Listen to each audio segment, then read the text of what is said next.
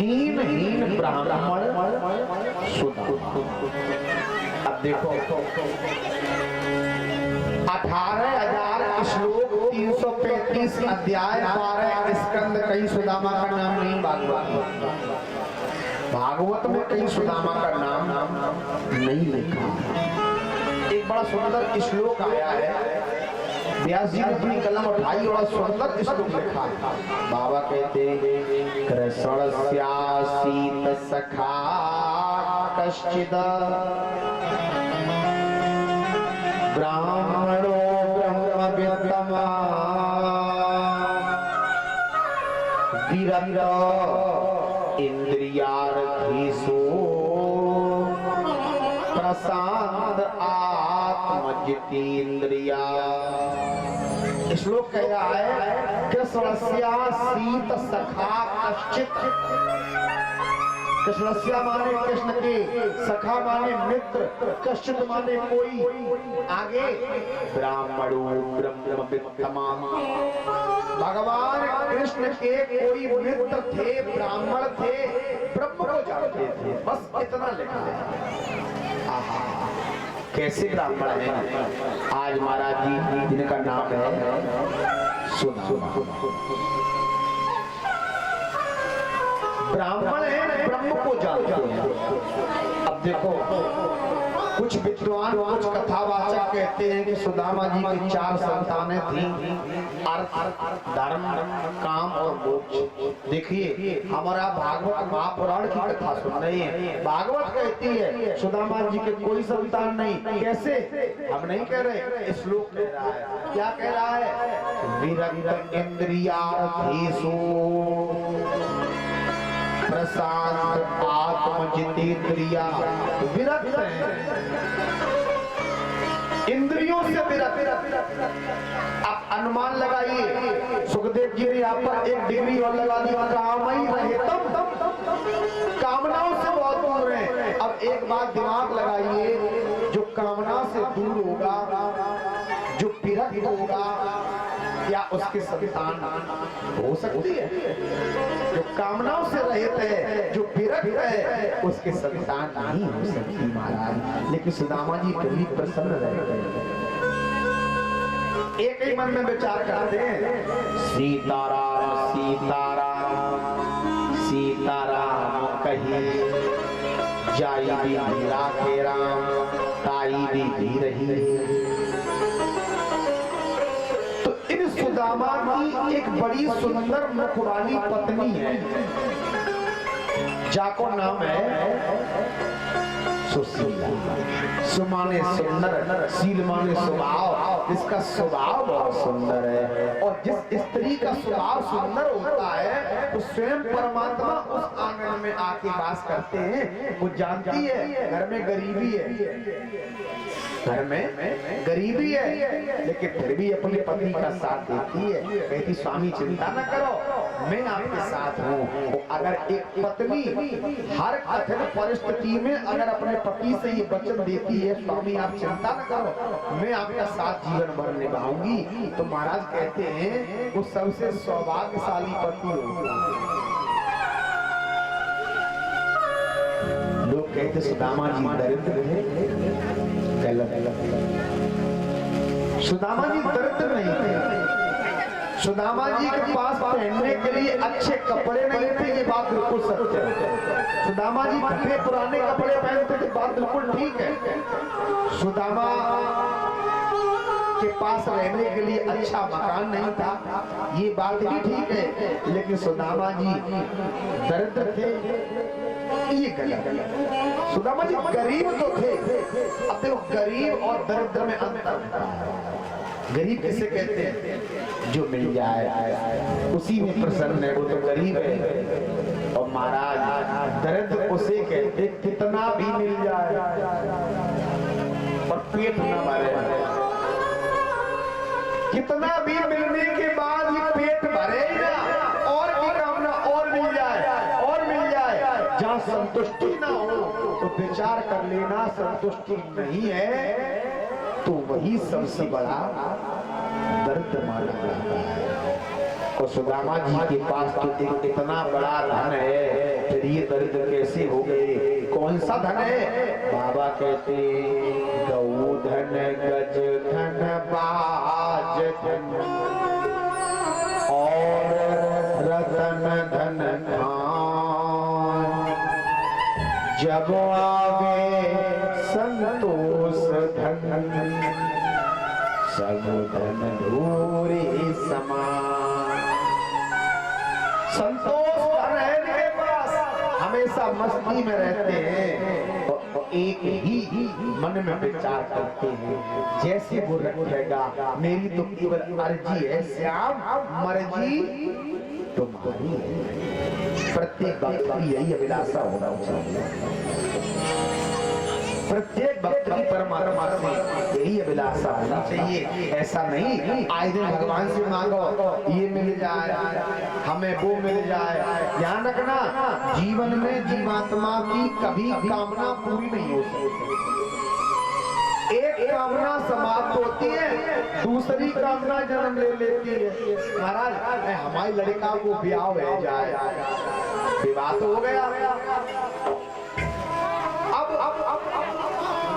महाराज एक नाती और हो जाता, कामना बढ़ गई तो कामना कभी नहीं मरती है। भगवान से एक ही बात मांगना चाहिए, प्रभु जब आप उनके सामने बैठे हैं, हम आपका दीदार चाहते हैं। तो एक समय की बात है, भगवान कन्हैया ने मन में विचार किया कि मेरा एक भक्त है, मेरा मित्र भी है, और ये मित्र है कैसा? बोले ब्राह्मण सुदामा। तो काफी समय हो गया जब हम आश्रम में साथ साथ पढ़ते थे, तो सुदामा मेरे साथ पढ़ते थे और बाबा कहते एक ही गुरु के दोनों पढ़े थे, और श्री कृष्ण छोटे सुदामा बड़े थे। भगवान को याद आई, चलो कन्हैया जी से चल के जो है विचार किया कन्हैया जी ने, अब चलो सुदामा जी से चल के मिल आए। हमसे कह के तो गए थे हम आएंगे, कैसे मिल के आए? तो उसी समय कथाकार कहते आज भगवान ने एक महात्मा का स्वरूप बनाया, और महात्मा का स्वरूप बनाने के बाद आज भगवान कहाँ पहुंच गए? सुदामा की कुटिया के दरवाजे पर पहुंचे, आवाज लगाई भिक्षाम दे इमाम, भिक्षाम दे इमाम। बच्चे को बैठा बच्चे को भिक्षाम दे इमाम, भिक्षाम दे इमाम। आज कुटिया के बाहर सुशीला निकल करके आई है, और सुशीला जब कुटिया के बाहर निकल के आई, जब निकल करके आई है देखा एक ब्राह्मण खड़ा है, एक संत खड़ा है। उसी समय महाराज संत महात्मा खड़े हैं, और संत महात्मा को जब आकर के देखा है, तो संत महात्मा को आकर के जब देखा तो बाबा ने कहा हम दरवाजे पे आए, हमें भिक्षा चाहिए। अब सीधा अंदर बाकी पहुंची, अब खाने तक को भोजन नहीं, बाबा को भिक्षा में क्या दे दे? लेकिन देवी बहुत होशियार है, दरवाजे पर आई और दोनों हाथ जोड़ करके एक ही बात कहती, बाबा हम तुम्हें भोजन बस तो कुछ नहीं दे सकते, क्यों?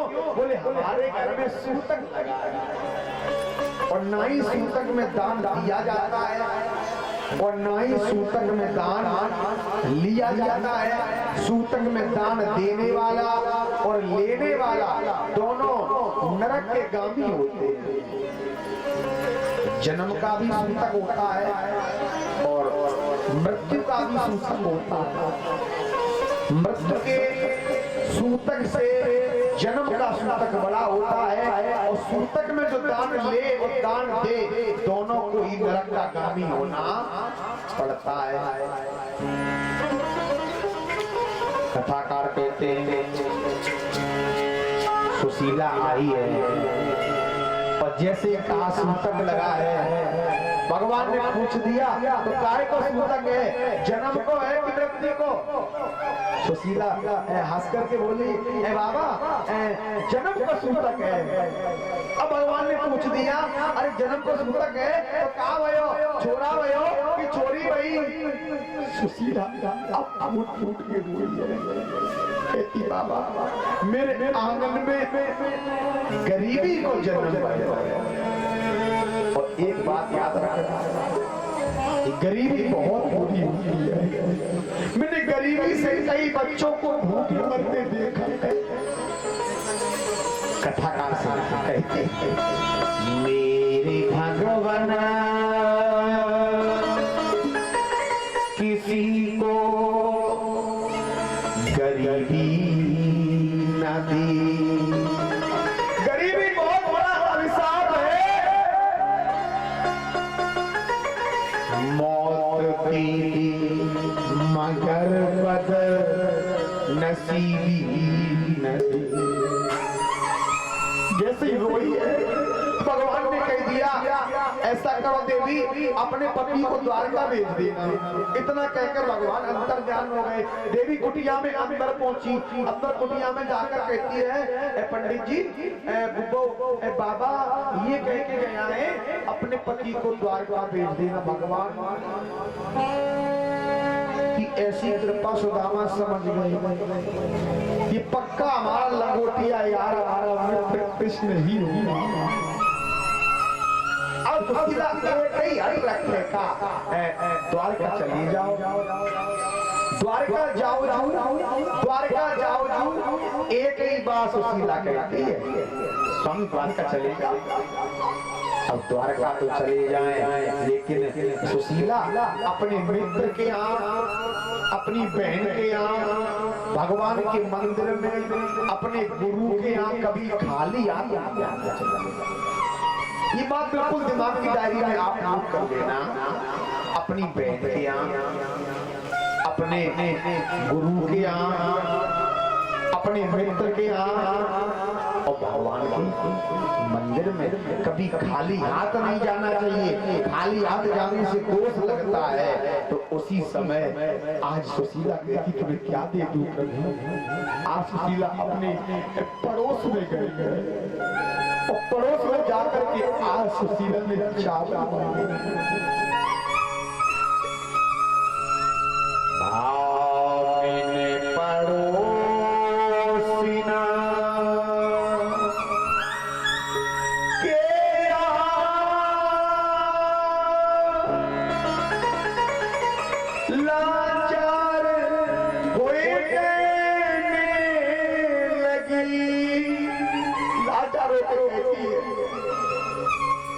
पति जा रहे हैं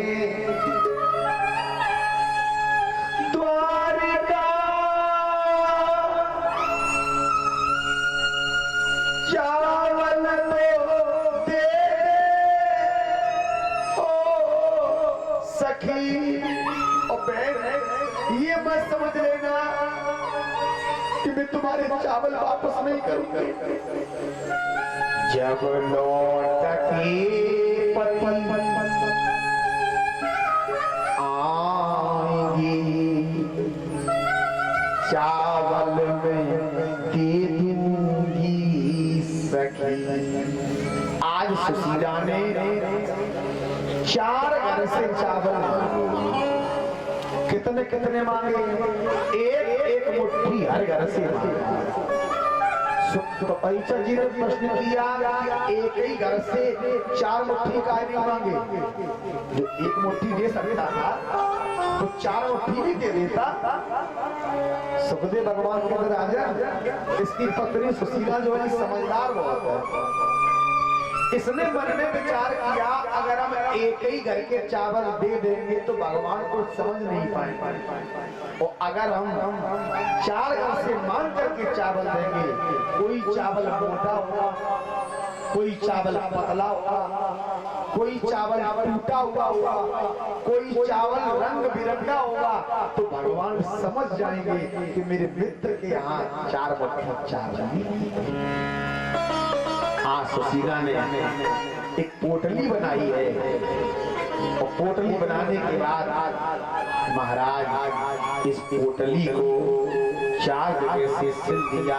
ये फटा हुआ वस्त्र है, और फटा हुआ वस्त्र एक पोटली बना करके आज सुदामा को लाके दे दी। स्वामी द्वारका चला गया। सुदामा जी ने आज पहनने को अच्छी वस्त्र नहीं है। देवी तू बार बार कहती है जब तू मेरा हर परिस्थिति में साथ देती है, तू मेरा भी धर्म है, तेरी बात मानना, मैं जरूर जाऊंगा द्वारका।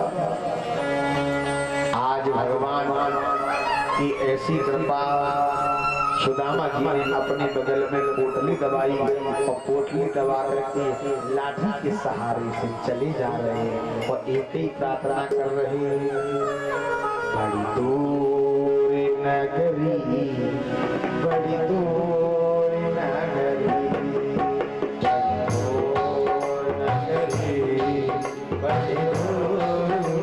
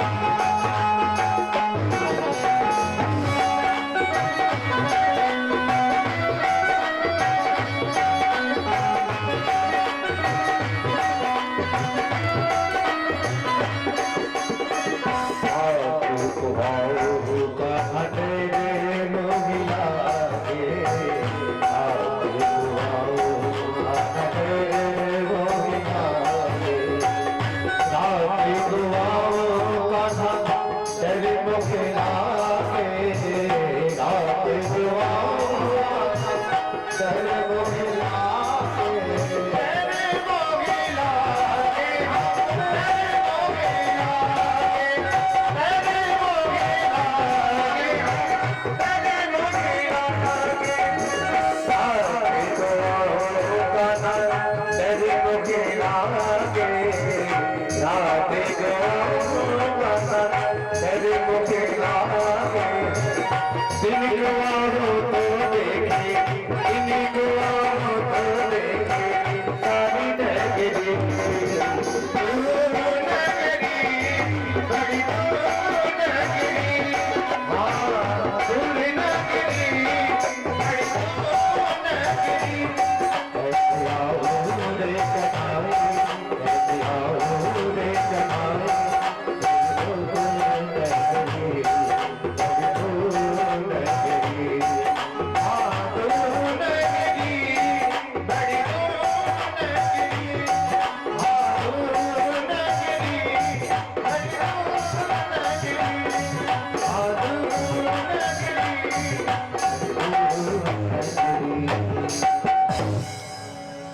बोलिए गोविंद भगवान